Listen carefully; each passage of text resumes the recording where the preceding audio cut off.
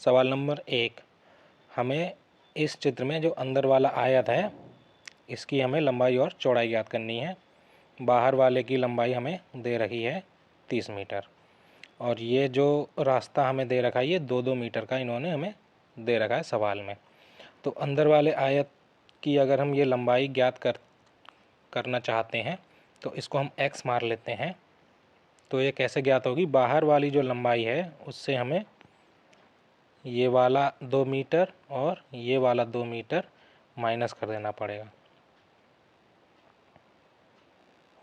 तो जो उत्तर आएगा हमारे पास वो आएगा 26 मीटर। जो अंदर वाला आयत है उसकी जो लंबाई है वो आएगी 26 मीटर। अब हमें जो चौड़ाई दे रखी है वो दे रखी है 20 मीटर। बाहर वाले आयत की हमें जो चौड़ाई दे रखी है वो 20 मीटर दे रखी है और हमें अंदर वाले आयत की ये वाली चौड़ाई ज्ञात करनी है। तो इसमें भी सेम कॉन्सेप्ट लगेगा। 20 में से हम ये वाला 2 घटाएंगे और ये वाला 2 घटाएंगे तो 20 माइनस 2 माइनस 2, तो ये हो जाएगा आपका 16 मीटर। यही आपका उत्तर है। लंबाई जो हो गई वो 26 मीटर हो गई, चौड़ाई जो हो गई वो 16 मीटर हो गई। सवाल नंबर 2, हमें इस सवाल में बाहर वाले आयत की लंबाई चौड़ाई पूछी गई है, यानी कि ये वाली लंबाई कितनी होगी। तो अंदर वाली लंबाई हमें कितनी दे रखी है, 25 दे रखी है और जो रास्ता दे रखा है हमें 3 मीटर इधर भी है और 3 मीटर इधर भी होगा क्योंकि ये आयत है। तो हमें अंदर वाला 25 प्लस 3 प्लस 3, ये वाले 3 कौन कौन से हैं, एक तो ये वाला 3 है और दूसरा ये वाला 3 है। तो एक 3 ये हो गया, एक 3 ये हो गया, तो इन दोनों को हम जोड़ देंगे, उत्तर आ जाएगा हमारा 31 मीटर। ये हमारी हो गई लंबाई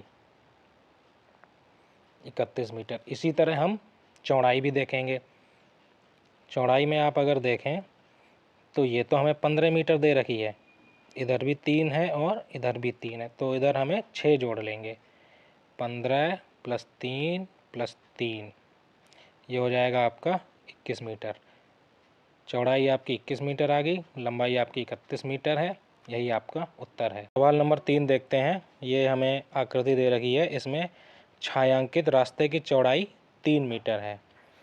छायांकित रास्ते की चौड़ाई 3 मीटर है, तो इसका मतलब हो गया कि ये वाली जो चौड़ाई है ये 3 मीटर है। ये यहाँ भी 3 मीटर होगी, यहाँ भी 3 होगी, यहाँ भी 3 होगी और यहाँ भी 3 मीटर होगी। अब हमसे ये पूछा गया है कि बड़े आयत से घिरे क्षेत्र, छोटे आयत से घिरे क्षेत्र और इस रास्ते का क्षेत्रफल ज्ञात करके रिक्त स्थानों की पूर्ति कीजिए। तो हमें क्या क्या दे रखा है, बड़े वाले आयत की लंबाई दे रखी है, बड़े वाले आयत की चौड़ाई दे रखी है और इस रास्ते की हमें चौड़ाई दे रखी है। इसी से हमें बड़े आयत का क्षेत्रफल, छोटे आयत का क्षेत्रफल और इस रास्ते का क्षेत्रफल ज्ञात करना है। तो चलिए कोशिश करते हैं ज्ञात करके। सबसे पहले तो हम बड़े आयत का क्षेत्रफल ज्ञात करेंगे। बड़े आयत का जो क्षेत्रफल हो जाएगा वो हो जाएगा लेंथ इंटू ब्रेथ, ये हो जाएगा 20 गुणा 10, 200 मीटर स्क्वायर। तो जो बड़ा वाला आयत है उसकी जो एरिया है वो आ गया 200 मीटर स्क्वायर। अब हमें छोटे वाले आयत का क्षेत्रफल निकालना है। छोटे आयत का क्षेत्रफल ज्ञात करने के लिए हमें लंबाई गुणे चौड़ाई, लेकिन हमें छोटे वाले आयत का लंबाई और चौड़ाई तो अभी मालूम नहीं है, वो हमें अभी निकालनी है। तो छोटे वाले आयत की जो हमें लंबाई निकालनी है वो निकल के आएगी बड़े वाले आयत की लंबाई में से हम ये वाला 3 मीटर और ये वाला 3 मीटर, यानी जो रास्ते की जो चौड़ाई दे रखी है दोनों तरफ से हम माइनस कर देंगे। 20 माइनस 3 माइनस 3, ये आ जाएगी 14 मीटर। इसी तरह हमें चौड़ाई भी छोटे वाले आयत की ज्ञात करनी है। बड़े वाले आयत की जो चौड़ाई है वो हमें 10 मीटर दे रखी है, उसमें से हमें ये वाली 3 मीटर की चौड़ाई और ये वाली 3 मीटर की चौड़ाई माइनस करनी पड़ेगी। तो ये हो जाएगा 10 माइनस तीन, ये आ जाएगी 4 मीटर। तो अब हम छोटे वाले जो आयत का एरिया निकाल लेंगे। लंबाई गुणे, लंबाई हमें दे रखी है 14, चौड़ाई दे रखी है 4। इसका हम लोग जब गुणा करेंगे तो आ जाएगा 14 गुणे 4 बराबर 56 मीटर स्क्वायर। तो हमने बड़े आयत से घिरे क्षेत्र का क्षेत्रफल ज्ञात कर लिया है, छोटे आयत से घिरे क्षेत्र का क्षेत्रफल ज्ञात कर लिया है। अब हमें तीसरा ज्ञात करना है छायांकित रास्ते का क्षेत्रफल, यानी कि ये जितना एरिया दिया हुआ है, ये डॉट डॉट वाला जो छायांकित है, इसका हमें क्षेत्रफल ज्ञात करना है। इसका क्षेत्रफल ज्ञात करने का बड़ा सिंपल तरीका है, बड़े वाले आयत के क्षेत्रफल में से जो बड़े वाले आयत का क्षेत्रफल है 200 मीटर स्क्वायर, उससे हम छोटे वाले आयत यानी कि इसका क्षेत्रफल 56 मीटर स्क्वायर है, इसको हम माइनस कर देंगे तो ये आपका जाएगा 144 मीटर स्क्वायर। ये आ जाएगा आपका रास्ते का क्षेत्रफल। यही आपका उत्तर होगा। सवाल नंबर 4 करने की कोशिश करते हैं। एक हॉल की लंबाई 20 मीटर और चौड़ाई 8 मीटर है। एक हॉल दिया हुआ है जिसकी हमें लंबाई 20 मीटर दे रखी है और चौड़ाई 8 मीटर दे रखी है। दीवार के चारों ओर फर्श में 2 मीटर चौड़ाई का संगमरमर लगा हुआ है। ओके, तो 2-2 मीटर चौड़ाई का एक संगमरमर लगा हुआ है, यानी कि इस एरिया में संगमरमर पत्थर लगा हुआ है, जिसकी जो चौड़ाई है वो 2 मीटर है। ये भी 2 मीटर है, ये भी 2 मीटर है और ये भी 2 मीटर है। ठीक है, अब हमसे पूछा है एक रफ चित्र बनाकर संगमरमर लगे फर्श का क्षेत्रफल ज्ञात कीजिए।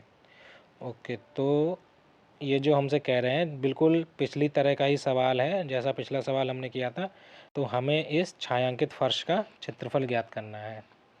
चलिए कोशिश करते हैं इसको ज्ञात करने की। पहले हम बड़े वाले आयत का एरिया निकालेंगे। जो बाहर वाला आयत है इसका हो जाएगा लंबाई गुणे चौड़ाई, ये हो जाएगा 20 गुणा 8 यानी कि 160 मीटर स्क्वायर। अब हमें ये जो छोटा वाला आयत है हमें इसका एरिया निकालना है। तो छोटे वाले ये एरिया जो है भी ये छोटे आयत का है। छोटे आयत के लिए हमें पहले उसकी लंबाई निकालनी पड़ेगी। लंबाई निकालने के लिए हमें 20 बड़ी वाले आयत की लंबाई माइनस ये जो रास्ते की चौड़ाई दी है 2 मीटर और 2 मीटर, हमें ये माइनस करनी है। माइनस दो ये आ जाएगी आपकी 16 मीटर। इसी तरह हमें चौड़ाई भी माइनस करनी है। चौड़ाई हमें दे रखी है 8 में से हम 2 और 2 माइनस करेंगे तो आ जाएगा 4 मीटर। अब हम छोटे आयत का एरिया निकालेंगे। यह आ जाएगा लंबाई गुणे चौड़ाई। तो लंबाई हमने निकाली थी 16, चौड़ाई निकाली है 4, यह जाएगा आपका 64 मीटर स्क्वायर। अब बड़े वाले एरिया आयत के एरिया से हम छोटा वाला आयत का एरिया माइनस कर देंगे। बड़ा वाला आया था 160, बड़ा वाला आया था 160, छोटे वाले का एरिया है 64। तो छायांकित रास्ते का क्षेत्रफल आ जाएगा 96 मीटर स्क्वायर और यही हमारा उत्तर है। यानी कि जो संगमरमर वाला फर्श है, संगमरमर वाले फर्श का क्षेत्रफल यानी कि एरिया वो आ जाएगा 96 मीटर स्क्वायर और यही हमारा उत्तर है। तो हम लोग सवाल करते हैं 5। एक वर्गाकार बगीचा है। वर्गाकार यानी कि वर्ग के आकार का है, मतलब सभी भुजाएं इसकी समान होंगी। इसके चारों ओर 50 सेंटीमीटर चौड़ाई का मार्ग बना हुआ है।